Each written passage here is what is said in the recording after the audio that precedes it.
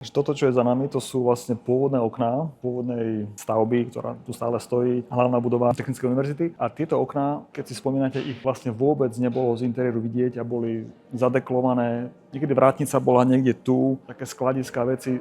Toto sme si vôbec nevedeli užiť a to, čo sme priniesli touto rekonštrukciou, je to, že sme vymenili okná a vrátili sme ich do interiéru. To svetlo, ktoré tu dneska svieti, je to, čo sme chceli dosiahnuť, vytvoriť svetlý priestor pre študentov. A tento motív týchto štvorcových okien, ktoré tu boli, tak tento sme nejakým spôsobom znovu použili. Použili sme ho tak, že sme tento motív štvorca aplikovali vlastne v tomto zvláštnom pulte pre recepciu, kde je navrhnutý taký obklad z pororoštu oceľového. A čo je zvláštne na ňom, že celá tá doska pultu je z veľkého svetelného displeja. To by bolo ešte normálne, ale my sme sa rozhodli, že tento svetelný displej ako keby že ho potlačíme. Zámerne sme chceli akože znegovať dokonalú hru digitálneho sveta tým, že do toho vložíme úplne novú mriežku, ktorá vytvorí, hlavne večer to pekne vidieť, zvláštne také svetelné efekty na tých bočných stenách tohto oceľového plechu. Myšlienka je, že pixel, to je štvorec. Ten štvorec je vlastne na tejto fasáde použitý už od samého začiatku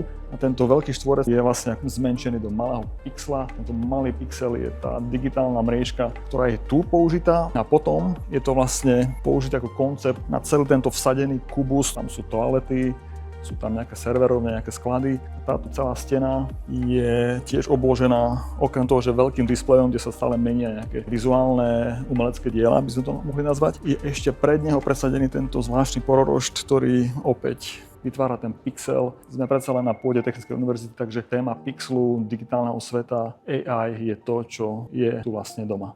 Tak toto je vestibul Tuke.